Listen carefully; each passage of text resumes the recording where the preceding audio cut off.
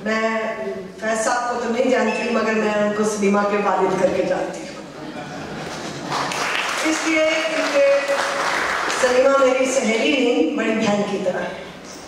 और मैं समझती थी कि आज जिस तरीके से उन्होंने फैज साहब की बातें की, इसके बाद किसी का कुछ भी कहना, एक जिसे कहते हैं कि मीठा खा के फिर नमकीन खाने वाली बात है।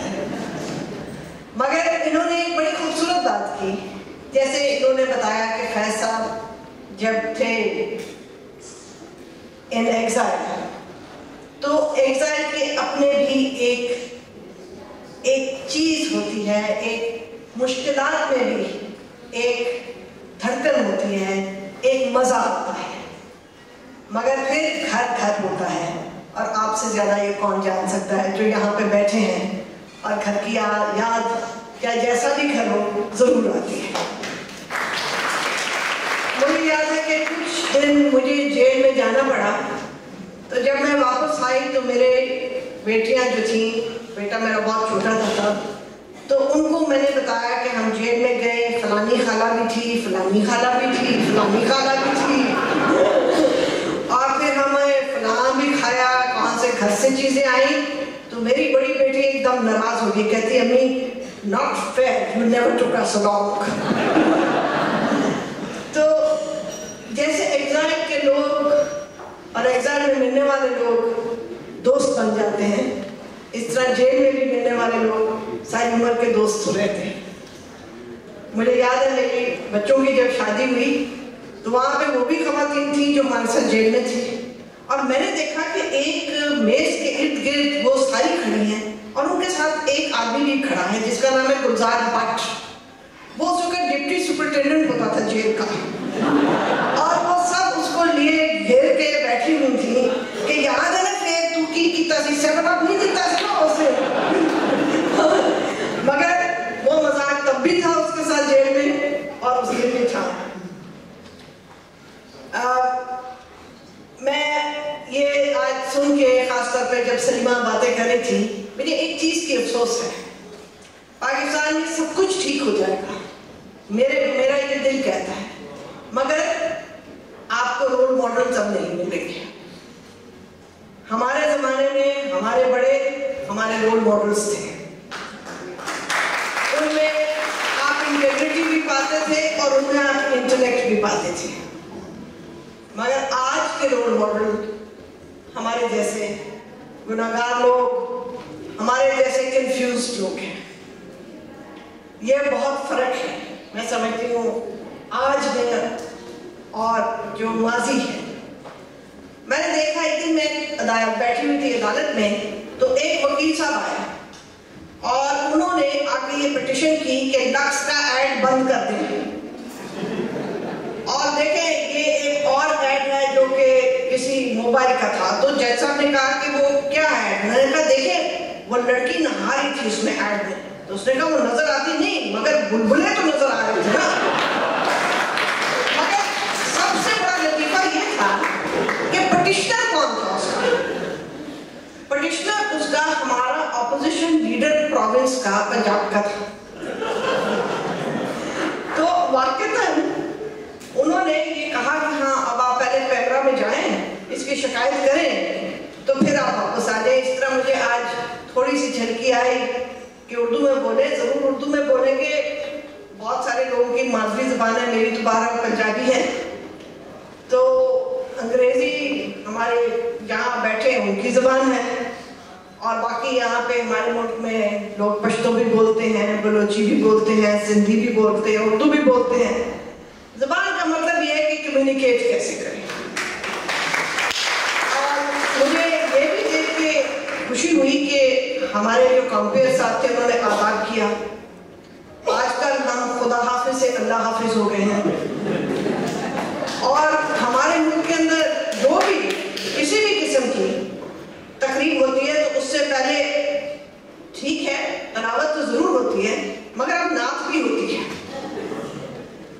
और मजे की बात यह है कि वो उस जगह भी होती है जहां पे बाद में सट्टा भी खेला जाता है। तो मैं ये देख रही हूँ कि पाकिस्तान के अंदर एक डिवाइड है।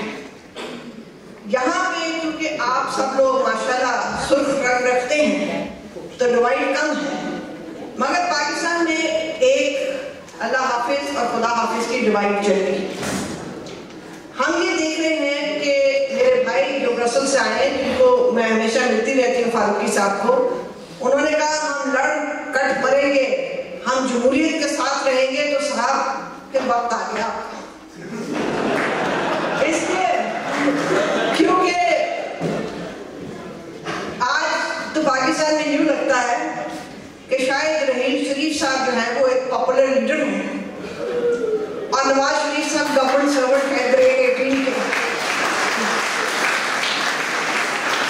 मतलब उन्होंने साथ हमारे हमसाये के वजीर आजम को भी बढ़त लगाई, मगर हमारे बेचारे वजीर आजम ऐसी बढ़के तो नहीं लगा सकते। और फिर आप देखिए पाकिस्तान कितना उनके नीचे तरक्की किया है कि अफगानिस्तान जहाँ पे हमारा एक हमसाया है, जहाँ पे हमारी स्ट्रेटेजिक डेप्थ होती थी, यानी कि वो हमारे कलाम होते थे, वहाँ पे आज हमें गाली पड़ती है। हिंदुस्तान में हमने क्या तरक्की करवाई कि हमारी वजह से मोदी आ गया,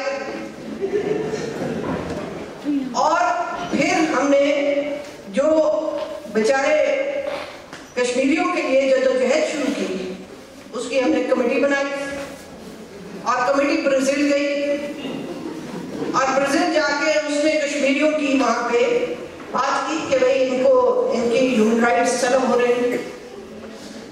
बाकी हमारे यहाँ तो आज़ाद कश्मीर है ही, आपको पता है कि वहाँ पे एक कश्मीर कमेटी है, इलेक्शन वहाँ पे होते हैं, कुछ लोग कराची में इलेक्शन लड़ते हैं, कुछ लाहौर में लड़ते हैं और थोड़े से वहाँ भी लड़ लेते हैं। बाकी आज़ाद वो जरूर है, आज़ाद कश्मीर है वहाँ पे। और गिलगित और बल्तिस्तान माशाल्लाह वो इंसर्जेंट्स हैं। क्यों इंसर्जेंट हैं? क्योंकि वो कहते हैं कि हमें पाकिस्तान में जगह दी जाए। ये एक नई नौयत की इंसर्जेंसी निकली है, ये मैंने पहली दफा सुनी है कि एक मुल्क में इंसर्जेंसी है क्योंकि उनकी यूथ कहती है कि हमें कम से कम एक सूबे की तरह तो ट्रीट करें। तो हम कहते हैं ये बात क्या आप कर रहे हैं, आप तो मुल्क दुश्मन हैं। और वैसे भी मुल्क दुश्मन अब हमारे मुल्क में ज्यादा काम वो लोग हैं जो कि मुल्क के हामी हैं और कायदा आप पारा की तरफ मुंह करके वो नमाज पढ़ते हैं, ज्यादातर ऐसे हैं। मगर बाकी जो लोग हैं वो सारे मुल्क दुश्मन हैं। तो मुझे एक ब्रिगेडियर साहब ने कहा देखिए आपके बारे में बड़ी गलतफहमी है। मैंने कहा क्या है? उन्होंने कहा जी आप इंडियन एजेंट हैं। मैंने कहा और? उन्होंने कहा जी आप अमेरिकन एजेंट हैं। मैंने कहा ब्रिगेडियर साहब मैं हमेशा कहती हूँ कि आप लोग सोचते कम हैं। अगर मैंने एजेंट बनना होता तो मैं आपकी एजेंट क्यों ना बनती? क्योंकि आपकी एजेंट माशाल्लाह बनती तो इस वक्त मैं सैयदा आसमा जाहिद कहलाती। नंबर 1। नंबर 2, आपने तो फर्ज से लोगों को लेके ऊपर तक पहुंचा दिया तो मुझे क्या बुरा लगता? और फिर अगर पैसों की बात है तो माशाल्लाह आपके पास जितने पैसे मेरा ख्याल कोई एजेंट और मुझे नहीं दे सकता। और फिर देखे ना, मैं असली वाकई सॉलिड मुहब्बुल वतन कहलाती, पक्की मुसलमान होती, तो इससे ज्यादा मुझे क्या चाहिए था। और आजकल मेरे इस वक्त बात मैं ज्यादा नहीं करूंगी क्योंकि मैं ये समझती हूँ कि मेरे बाद इत्तेज़ार हसन साहब ने आना है और वो बड़े बेहतरीन तरीके से बात करेंगे। मैं अब शेर कोई नहीं कहूँगी क्योंकि पिछली दफ़ा मैं सलीमा और शुएब हाशमी के साथ गई थी कलकत्ते, तो मैंने शुएब साहब से बड़ी मिन्नत की, मैंने कहा एक शेर लिख दो, तो उन्होंने मुझे लिख दिया, मैंने रख लिया। जाके जब मैंने सुनाया उन्होंने कहा लड़की खबरदार आइंदा शेर बोला तो अभी मेरे ससुर का, तो मैं इसलिए कोई शेर नहीं बोलूँगी।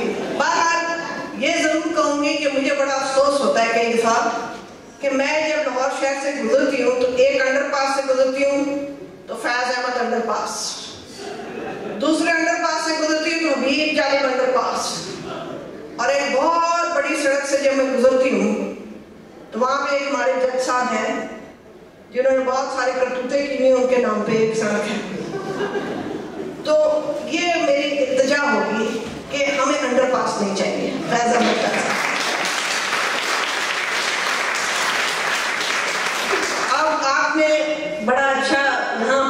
कहा कि बोल के लब आजाद हैं तेरे। हमारे मुल्क में चीखो पुकार आप रोज टीवी पे सुनते हैं, मगर वाक़ितन बोलता कोई नहीं।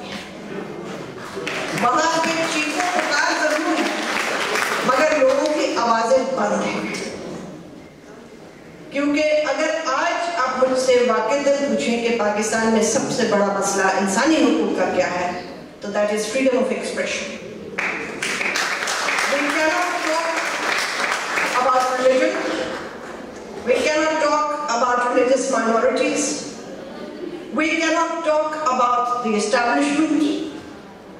और अगर हम बात करें कि अपने हमसाये मुल्कों से दोस्ती कर लो, तो हमारे ऊपर फिर ये एक तोहमत लगती है कि हम गद्दार हैं। तो मैं आपसे इस चीज से इजाजत दूंगी। मुझे कहते हैं आसमां जहांगीर, मेरे तखल्लुस है गद्दार।